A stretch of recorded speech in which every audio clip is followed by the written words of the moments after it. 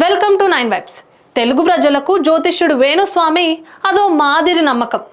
సెలబ్రిటీల నుంచి రాజకీయాల్లో ఉన్న వాళ్ళు జాతకాలు చెప్తూ బాగా ఫేమస్ అయ్యారు ఆయన. సోషల్ మీడియాలో కూడా చాలా యాక్టివ్గా ఉంటారు వేణుస్వామి. ఇప్పటి వరకు ఆయన చెప్పిన జ్యోతిష్యాల్లో చాలా వరకు సక్సెస్ అయ్యాయి. కానీ తెలంగాణ ఎన్నికలకు ముందు మాత్రం మళ్ళీ బీఆర్ఎస్ఏ వస్తుందని చెప్పి పప్పులో కాలేశారు.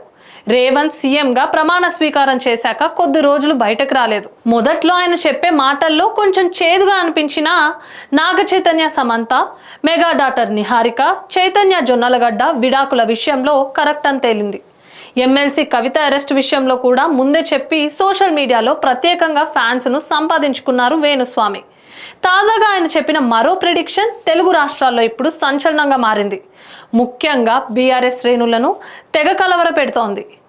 అదే ఈ ఏడాది కేటీఆర్ అరెస్ట్ అవుతారని ఆయన గతంలోనే చెప్పారు. గతంలో చెప్పినట్లుగానే కేటీఆర్ అరెస్ట్ అవుతారని వేణుస్వామి మరోసారి నొక్కి చెప్పారు. అయితే ఏ కేసులో అరెస్ట్ అవుతారనే మాట మాత్రం చెప్పలేదు. ఈ వార్త విన్న బీఆర్ఎస్ శ్రేణుల్లో టెన్షన్ మొదలైంది. ఇప్పటికే వేణుస్వామి చెప్పినట్లుగా కవిత అరెస్ట్ అయ్యారు, తీహార్ జైల్లో ఉన్నారు. కేటీఆర్ కూడా అరెస్ట్ అయితే పార్టీ పరిస్థితి ఎలా ఉంటుందోనని కార్యకర్తలు తలలు పట్టుకుంటున్నారు. బీఆర్ఎస్ అధికారం కోల్పోవడంతో ఇప్పటికే చాలామంది కీలక నేతలు పార్టీని వీడి అధికార కాంగ్రెస్లోకి వెళ్తున్నారు.